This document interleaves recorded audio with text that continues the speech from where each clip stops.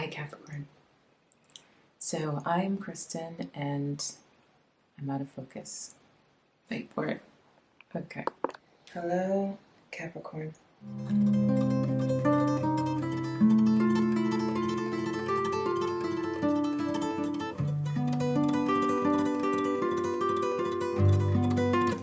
My name is Kristen Hansen and welcome to SeaGoat Secrets.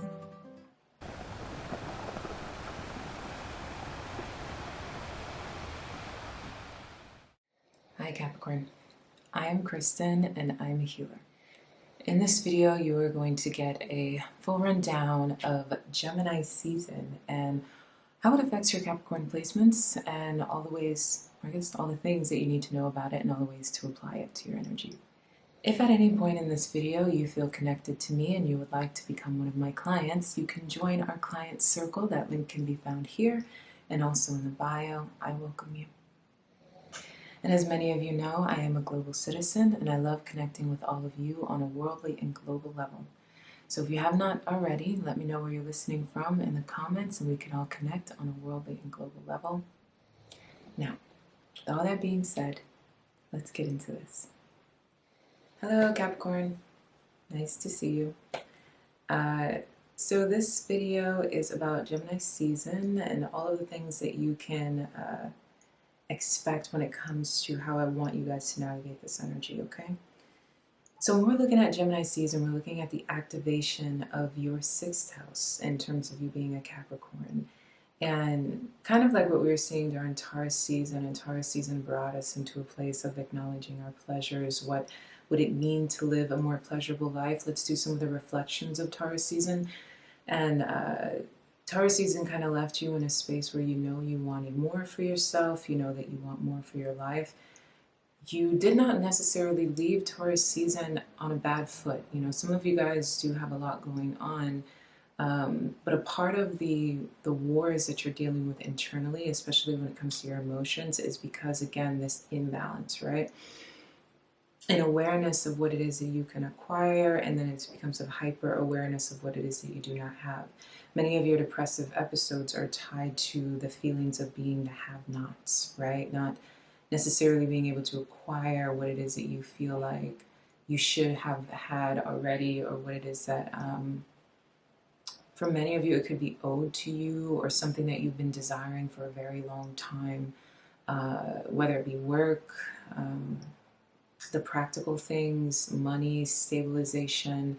A lot of it, again, goes back to this Chiron energy that we've been talking about being home, not only externally, but also home within the body and what that means for you. And especially when it comes to things like love, that can mean the kind of love that feels like home, that feels very organic, very natural, and still feeling like you have not acquired fully what it is that you desire. And that awakening that was happening during Taurus season, of the awareness of your beauties, of who it is that you are, your self-worth, your clarity of self, you know, all of these things came to arise. Many of you guys were exuding magnetic energy during Taurus season. You know, all eyes are on you in that sense. And I mentioned it last time, where because of the activation, it's almost like you guys were glowing, you know. So you became aware of yourself and kind of pushed out some of those old insecurities that you may have carried from before, especially during the Pluto transit. Refined yourself a little bit more, but in a way that was a little bit more fun. But again, it brought you into a place of an awareness of what it is that you do not have and have yet to acquire. So here we are looking at Gemini season, and Gemini season is showing up for you in terms of you being able to create what it is that you want. So, and the awareness of what it is that you deserve and desire going on in the 5th house, and then at that time during Jupiter season, during Taurus season, we saw Jupiter leave Taurus. And it's been sitting in your 5th house of Taurus over the past year, and now we're here in Gemini season, and it's moved into Gemini.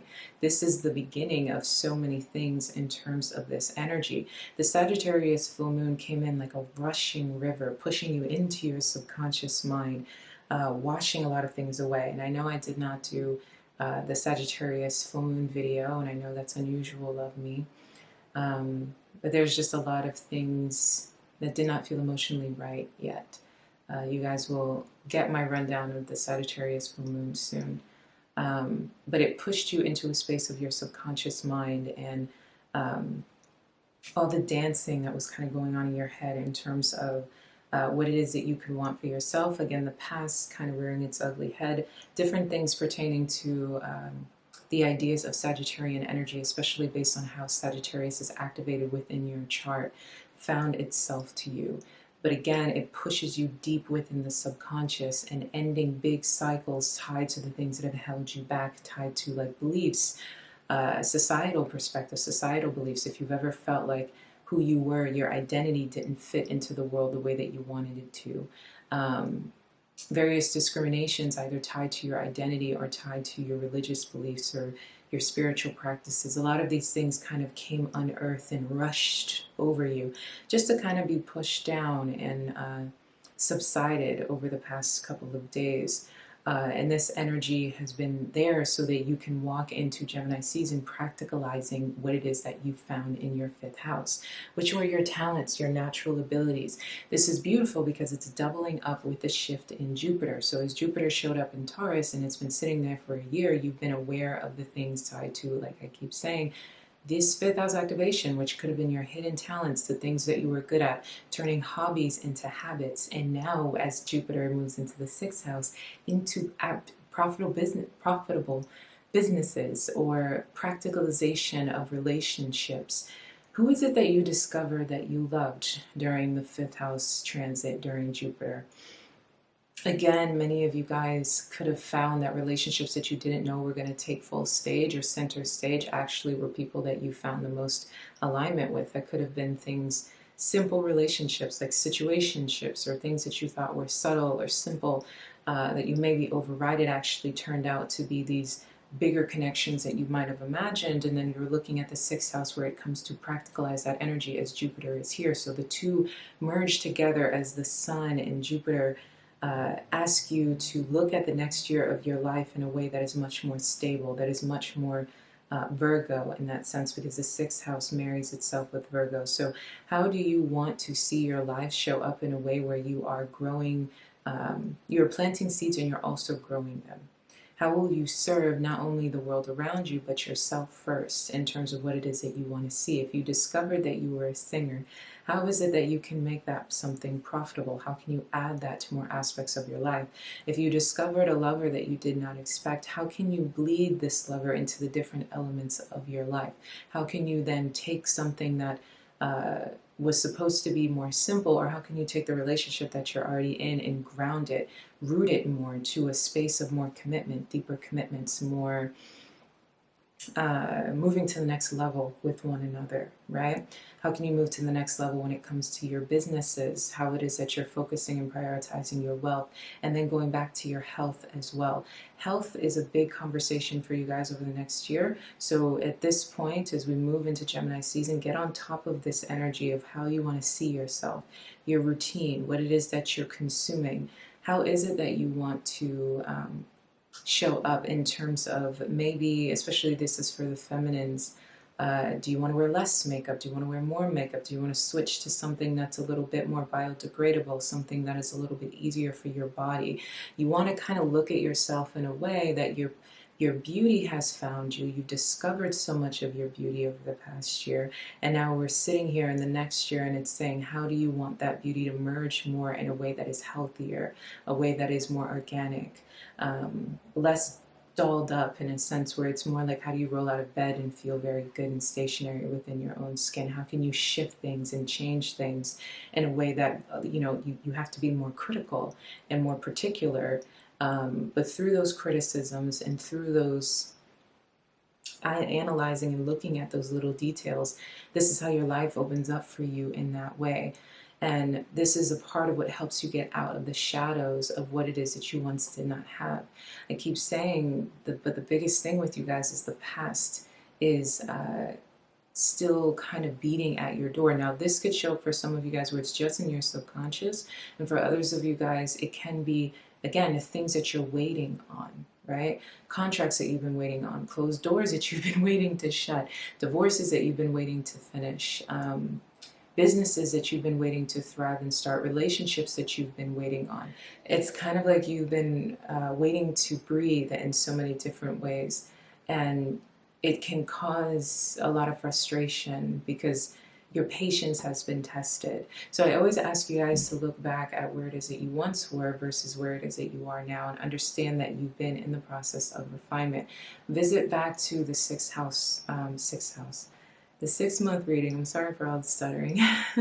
It's my first time recording in a little over a week, so revisit the 6 month reading and how we were talking about how it's all about the 10 of Cups and understanding the art of happiness, but the refinement of what that means, right? The 10 of Cups, where it's not the 10 of Pentacles, it's not about perfection, but it was about understanding the bare bones of happiness, and understanding the art of it is not so simple. It's not always something that's so easy. It's not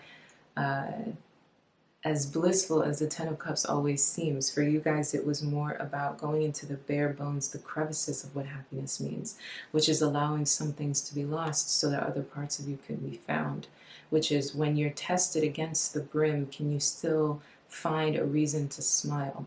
When everything is not the way that you want it to be, where can you still find the joy in that sense? And if you look back at where you were just in the beginning of the year, and I definitely suggest doing that during this time of patience, right?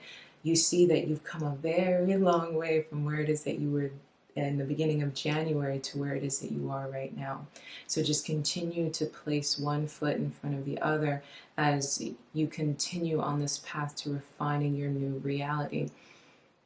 As I said, as we go through this shift in Jupiter, it's all about putting things in the practical. So that's a part of the reason why the summer is going to be very good to you, as you're starting off at a good foot when it comes to seeing more tangible results, because we're moving into an earth energy, where it's prior it was more of a feeling, of an emotion, of an experience.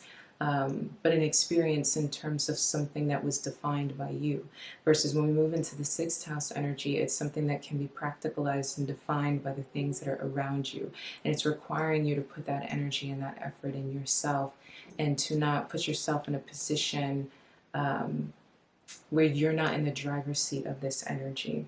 Okay, so these are the things that you're going to be seeing happening in terms of Gemini season. So to do a little bit of a breakdown, you prioritizing and starting to really look at and evaluate your health, your body, what it is that you consume, and also the health of your experiences, your emotional health.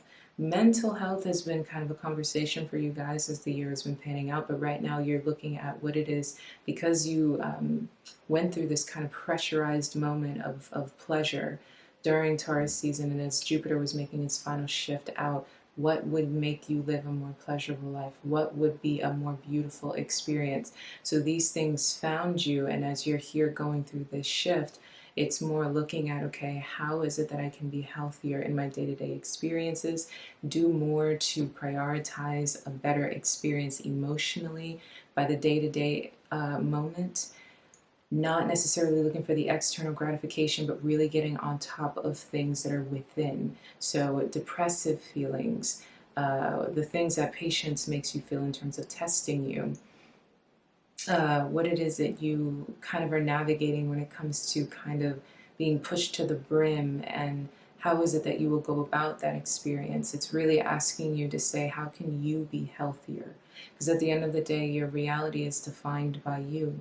And yes, you can do things in terms of your physical health, right? And your body and what it is that you consume.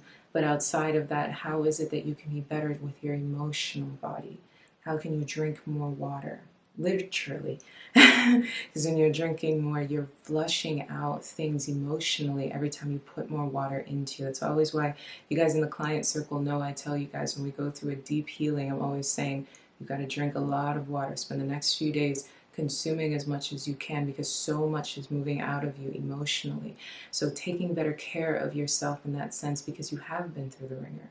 Even though the light is there and you feel this light and you feel the sun coming out, but part of what makes it a little bit heavy is because of the amount of opposite that you've experienced that got you to where it is that you are right now. But that's a part of why you can feel the kiss of the sun in a deeper way than you ever have, because You've been through the things that have made it so that you know only what darkness is.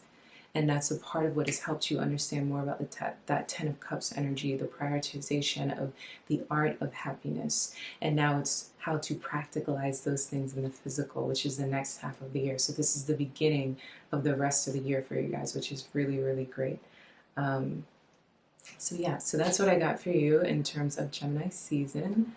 Yeah, talk about health and again, the way in which wealth is more practical and more about your action steps, the little details, and getting in the driver's seat.